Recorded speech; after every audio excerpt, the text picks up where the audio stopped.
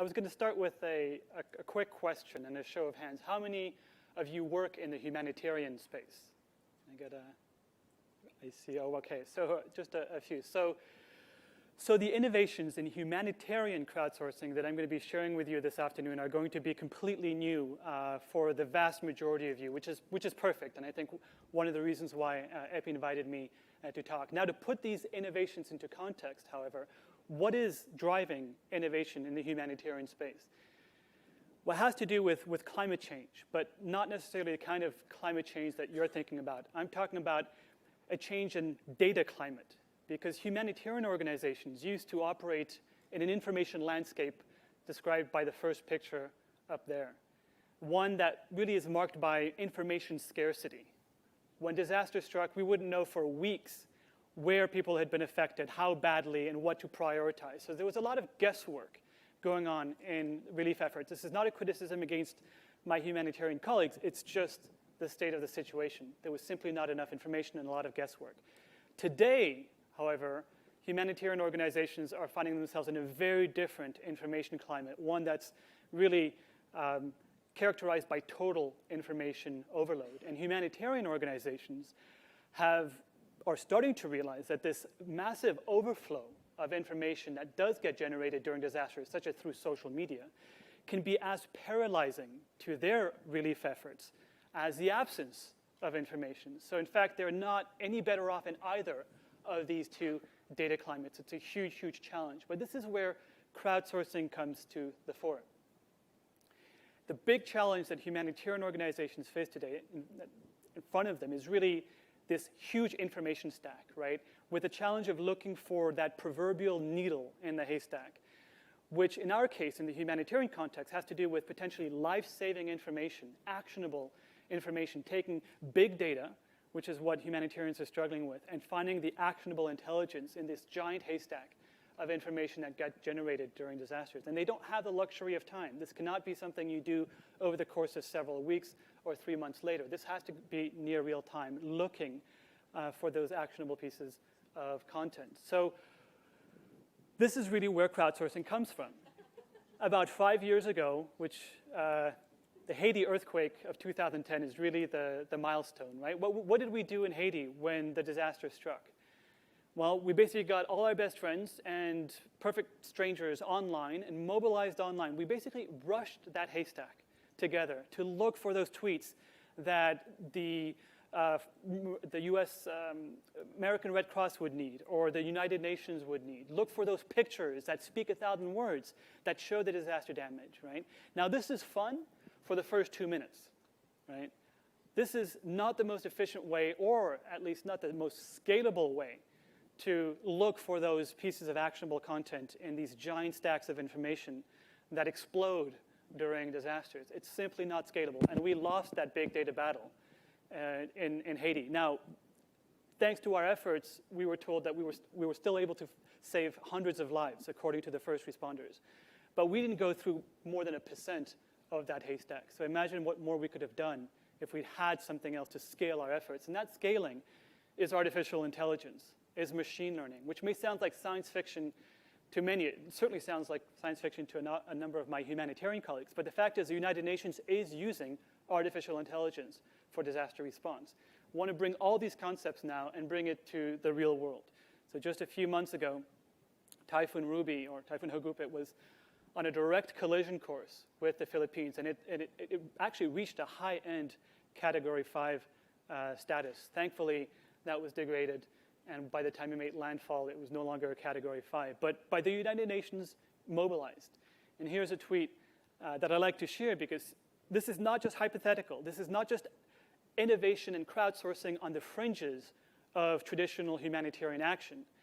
Crowdsourcing is becoming mainstream within the international humanitarian community. And in fact, not only was the United Nations here leveraging crowdsourcing, they were actually leveraging crowdsourcing powered by artificial intelligence. But I think that hashtag would have been a little too long for that tweet. But it's exactly what they were doing. And to do this, they used a platform called Micromappers, which is a free and open source tool that my team and I at QCRI have been developing in collaboration, in direct collaboration with the United Nations. And the whole point of Micromappers is to combine crowdsourcing with artificial intelligence to make sense of different types of data stacks, whether it's text-based information or pictures on Instagram or videos or imagery such as satellite imagery or aerial imagery. The point of micromappers is to basically augment crowdsourcing with machine learning, with artificial intelligence. And I'll actually show you right now sort of how that looks like. If you were a digital humanitarian during one of the recent disasters, this is exactly what you would see online when you went to micromappers.org. You would see what we call a clicker. This is a microtasking app. This is a tweet clicker. And all you do as a digital humanitarian is categorize a tweet based on the category that most or best describes it. These categories came directly from the United Nations. These categories represent their information needs, what they don't have information on, and the information that they need within the first 12 to 72 hours. It's as simple as this, right? You're just reading. If it fits any of these categories, you tag it. Single click. That's all it takes. We're democratizing basically digital humanitarian action. But again, this is a haystack issue. Probably fun for the first 2 minutes. If you're really into it, maybe the first 2 hours, but it gets old pretty quickly after a while. Now, we do have access to thousands of volunteers, digital humanitarians from all around the world.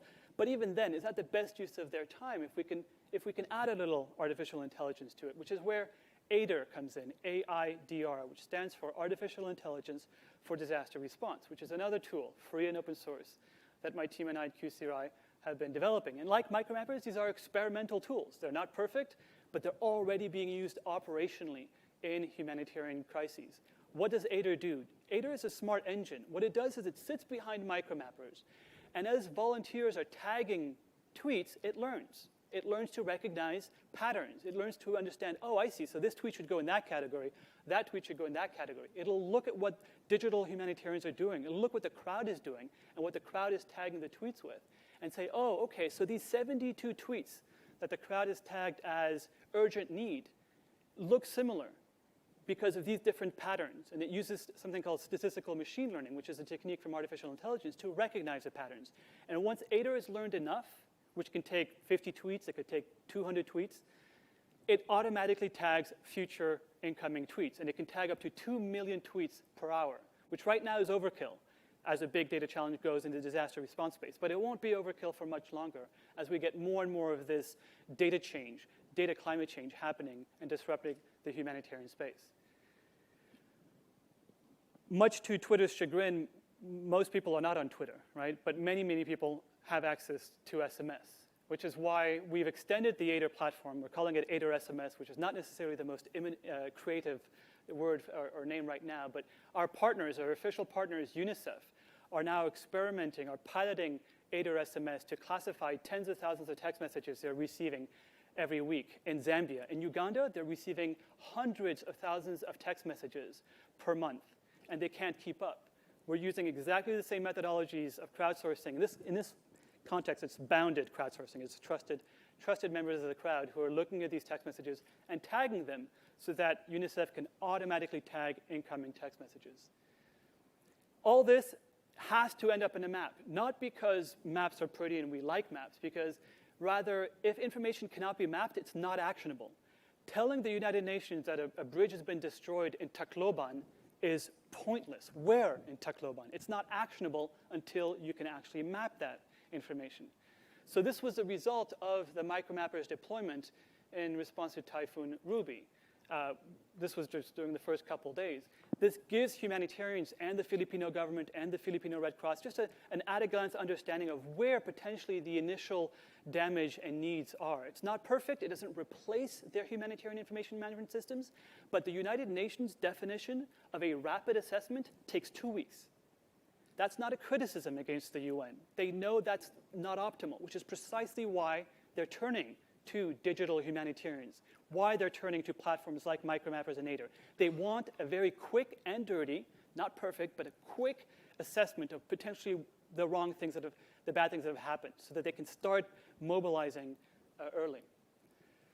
Cyclone Pam. I just came back from Cyclone Pam from Vanuatu in the Pacific a couple of weeks ago. This was a Category 5 cyclone, and I have a newfound respect for nature when you see massive trees with some of the biggest roots that I've ever seen in my life, just tipped over like they were just toothpicks. I mean, really, really incredible power. What the UN did here was deploy the photo clicker, which is also part of micromappers. And what the photo clicker does, and what we did during the aftermath of Cyclone Pam, was automatically collect all the pictures being posted on Twitter and all the pictures being posted on mainstream media. Automatically harvest those, push them to micromappers, and ask digital humanitarians from all around the world to tag the level of damage in each picture, because the United Nations wanted to get a very rapid disaster damage assessment of post-cyclone Vanuatu. And this is exactly what you would see as a digital humanitarian. Seriously, if you can click like on a Facebook picture, you can be a digital humanitarian. It really is not that much more difficult, right? It actually works. And what we do is we show each picture to at least 5 different volunteers, which is admittedly an arbitrary number. We could show every picture to 20 volunteers. But the purpose of that is to increase data quality and accuracy. Only if 4 out of 5 or 5 out of 5 digital humanitarians say that this picture represents severe damage, do we take that picture and we map it. We do the same thing for tweets, by the way. We also show every tweet to multiple digital humanitarians. Again, this could be fun for the first 2 minutes or the first 2 hours, perhaps, if you really get into it, but it's not going to scale on its own. So what we're doing now is we're basically working with experts in computer vision. There have been some incredible breakthroughs in the field of computer vision over the past 16 to 24 months alone, and we're taking those breakthroughs from Silicon Valley and other places and applying it in the context of humanitarian response. So basically, what we want to do, and we're getting some initial positive results, better than we thought, to be honest, we're training ADER to recognize what a picture with infrastructure damage looks like. That's the holy grail. Right now, what we're doing is we're training ADER to recognize when there's a house or a building or not, because you don't have to show the pictures of that houses to the volunteers, right? That's a waste of time. So we're using basically AI to pre-process images and then push the rest to the crowd. This was the result. Within a few days, Micromappers was able to map over 1,000 pictures of disaster damage. This was purely crowdsourced, not yet the machine learning. But what we're doing now is we're taking these thousands of pictures and we're using that to train the algorithms, to train ADO to recognize certain features in the images. Now, pictures are certainly helpful. They do speak 1,000 words, but pictures, by definition, are from one perspective. I don't know what that particular structure, what that particular house looks like from the other side. Is it intact, or is it completely damaged? Is it crumbling? I'm limited. I'm in a straitjacket, in a way, a perspective straitjacket, and I can't really see what's around the corner. Which is why, after Typhoon Haiyan, I was in Manila for a while. I met with Maria and her Rappler team. But what really struck me when I was in Manila was just the number of different UAVs, unmanned aerial vehicles, that were being used. These are simply small remote control planes and helicopters. And what UAVs provide you with is a whole other perspective, a bird's eye view of a disaster area that can help you assess disaster damage in a way that you can't just by being on the ground and taking a picture. The Humanitarian UAV Network has some 1,200 members, including as well as about 900 pilots, professional UAV pilots in more than 70 different countries around the world.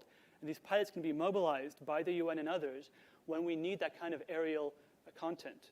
What we've done at UAviators as well is create a crowdsourced crisis map of aerial pictures and aerial videos of disaster zones all around the world, because the UN can't be everywhere at the same time. The Red Cross can't be.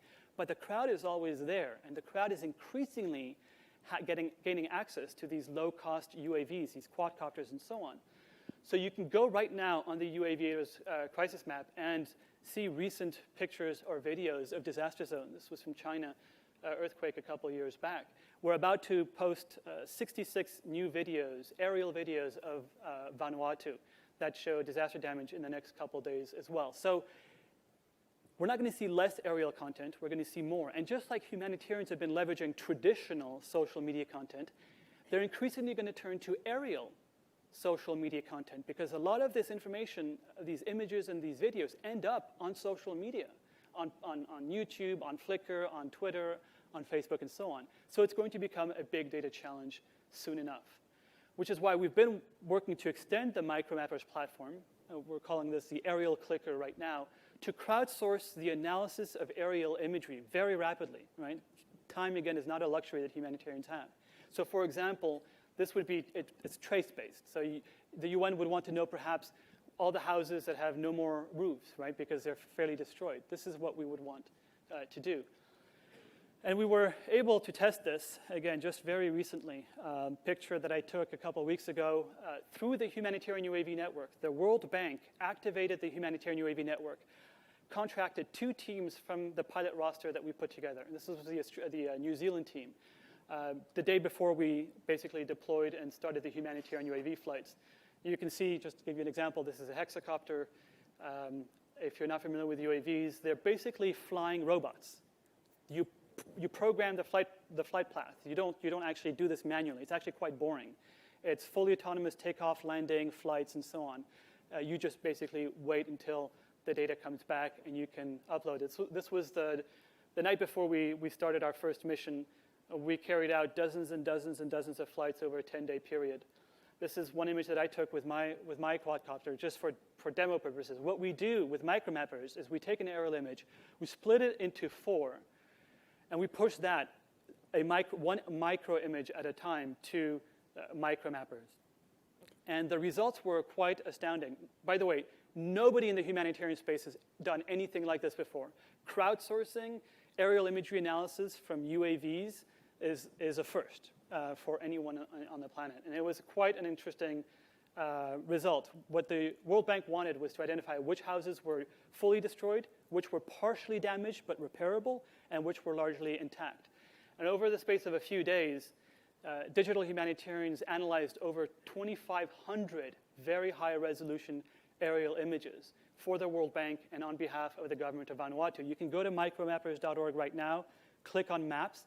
We do this in near real time. As volunteers are tracing or tagging these images, they pop up on the map. There's no 2-hour delay or 2-day delay. It's really in near real time. So if you click on this particular marker, this is a picture that digital volunteers looked at. The blue represent traces that they've made for houses that are intact. Orange, partially damaged. Red, fully destroyed. And we are talking about very high resolution aerial imagery, 4 to 6 centimeter resolution. So you can see a lot of the details. And you might guess where I'm going to with this next. We're now working with computer vision experts to take these traces and create machine learning classifiers to train an algorithm to identify in an aerial image what a damaged house looks like, for example. But again, here we're stuck with the same straitjacket, where I don't know what the house looks like on the other side. So really, where we're going to have to go to next in the humanitarian space is with 3D point clouds. This is a 3D rendering of 2D aerial images. So and this software, by the way, has been around for years already. You can take dozens or hundreds of 2D images, run it through a software, and get the 3D reconstruction. This is what we need for disaster response, the ability to basically have a 360 surround view of a disaster-affected area. So we're going to get to that, I think, very quickly.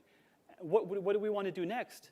Well, this is going to be a big data challenge as well. So what we want to do is we want to take these 3D point clouds and we want to push them to micromappers and crowdsource the analysis of the 3D models to search for damage, to annotate houses that are damaged. And then again, the same idea, semi-automate this process with artificial intelligence. So that's where we're headed.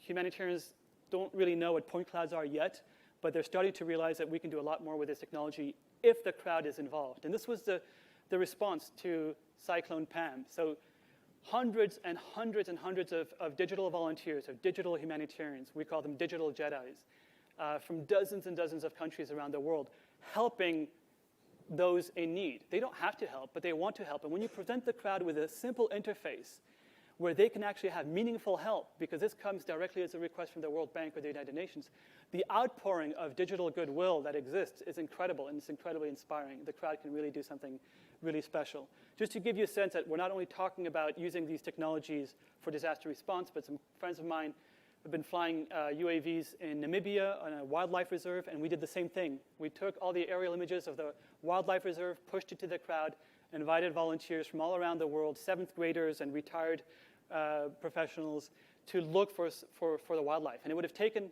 the rangers months. They told us themselves. It would have taken them 2 to 3 months to do this themselves. This was done in 24 hours, thanks to the crowd. And what we've done is we've taken the results, and we're about to publish them very soon, but you'll hear about it first here.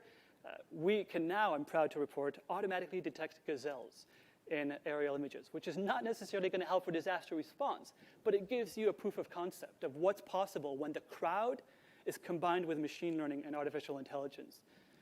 So that's basically it. Where do we go from here? It's not about one information layer. It's about the information stack and using crowdsourcing to make sense of these different layers of information and combining the crowdsourcing with machine learning across these different haystacks of information so that you can basically triangulate. You overlay social media on top of satellite imagery and aerial imagery. You bring in news media. We're also crowdsourcing the analysis of news media. Internet of Things, sensors, all this comes together. So humanitarian organizations such as the UN refer to digital humanitarians as digital Jedis, and I completely agree with that term. These are some of the most amazing people who I've only met virtually, but who do incredible work online. So if you're asking yourself how you can be part, and not only you as individuals, but your companies and the incredible expertise in this room around crowdsourcing and the lessons that you've learned in the private sector and so on, we're way behind all of you. So there's so much that we can do together by collaborating. So by all means, get in touch with me. There's a lot more on this incredible space in my new book that's just come out. I haven't had the time to go through. I've only touched the surface of the book, but there's a lot more on next generation satellite technology coupled with crowdsourcing, and that's how it's going to be an incredible change for disaster response.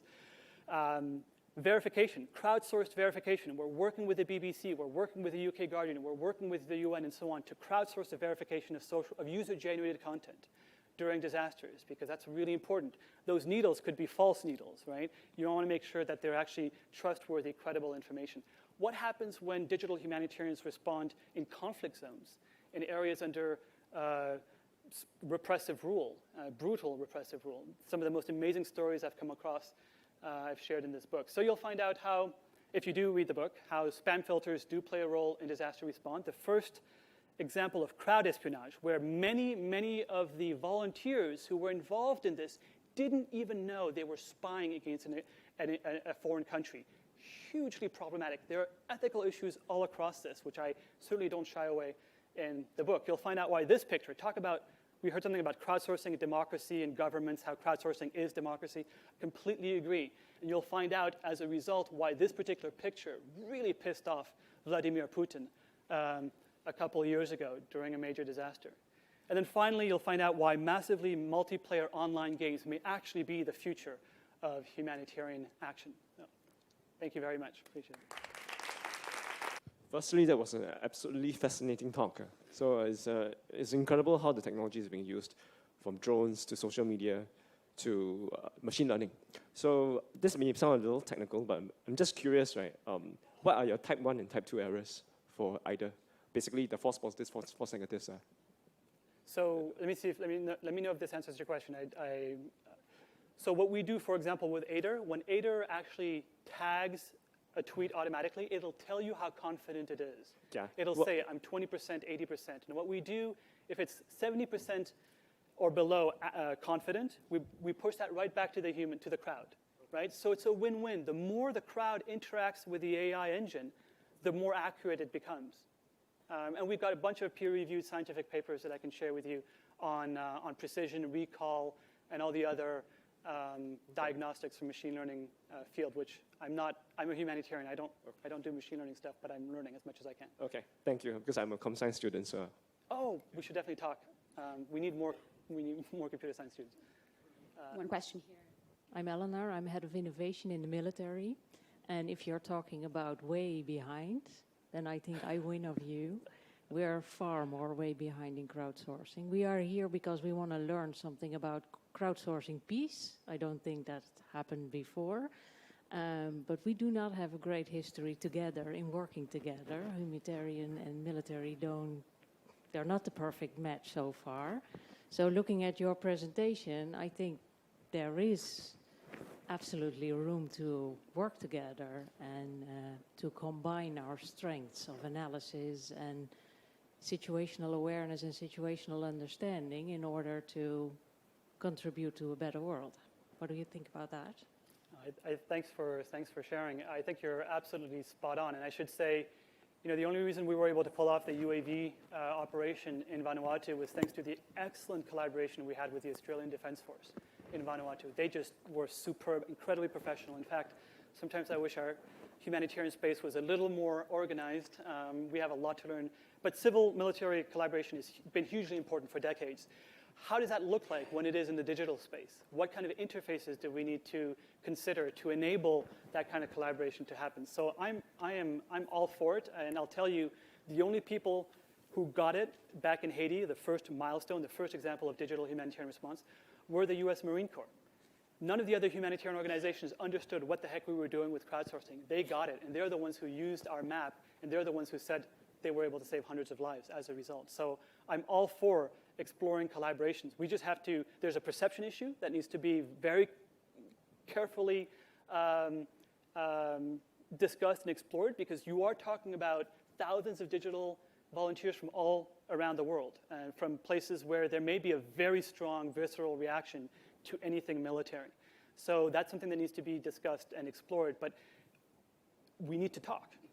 And I think we have something to learn from the military in terms of standard operating procedures and so on that could benefit us, and perhaps as a result of this exchange, you're able to learn something from us as well. So I'm up for talking anytime. Thank you. Patrick, you talked a lot about your platform, about disaster relief, right? But you know also about platforms who can help with energy on this moment? Because when there's a big disaster, you have a major energy problem. Like, for example, electricity, you mean? Yeah, electricity, whatever. That was the single biggest challenge in Vanuatu, was connectivity and electricity to recharge the batteries for the UAVs and so on. It was hugely problematic. Now, the good news is that the UN's Emergency Telecommunications Cluster is still around and doing very good work and very forward-thinking.